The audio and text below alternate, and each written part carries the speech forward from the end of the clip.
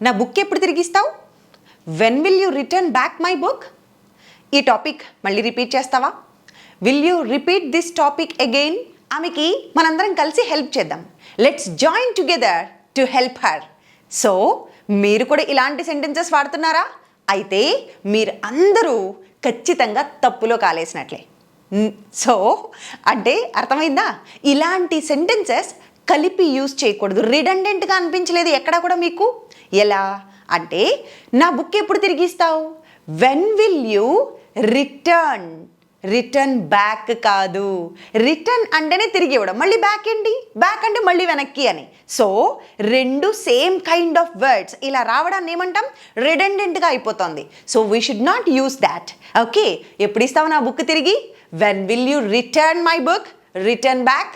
No, don't use. Okay, మళ్ళీ topic repeat చేస్తావా please? Will you repeat the topic again? No. Repeat అంటేనే మళ్ళీ చెప్పడం, మళ్ళీ అగైన్ అంటే మళ్ళీ. రిడెండెంట్గా అయిపోలే, కొట్టేసుకుంటున్నాయి రెండు. ఓకే, రెండు ఇలాంటివే సెంటెన్సెస్. సో అప్పుడు ఇలాంటి సేమ్ వర్డ్స్ రాకూడదు. అప్పుడు ఏం చెప్పాలి? Will you repeat the topic అంటే సరిపోతుంది. మనందరం కలిసి ఆమెకి హెల్ప్ చేద్దాం. Let's join together to help. తప్పు. జాయిన్ అంటేనే కలవడం, మళ్ళీ జాయిన్ టుగెదర్ ఏంటి? సో ఇలాంటి రిడెండెంట్ వర్డ్స్ని ఇక నుంచి యూస్ చేయడం మానేయండి. ఇలాంటి మరిన్ని టిప్స్ కోసం మన ఛానల్ని ఫాలో అయిపోండి. And at the same time ఇలాంటి టాపిక్స్ ఇంకా ఎక్కువ నేర్చుకోవాలంటే ప్లే స్టోర్లోకి వెళ్ళి ప్రజ్ఞా స్పోకెన్ ఇంగ్లీష్ యాప్ని డౌన్లోడ్ చేసుకోండి. లేదంటే మన ఆన్లైన్ ఆఫ్లైన్ క్లాసెస్లో జాయిన్ అయ్యి మనతో ప్రాక్టీస్ చేసి ఫ్లూయెంట్గా ఇంగ్లీష్ మాట్లాడే టెక్నిక్స్ నేర్చేసుకోండి.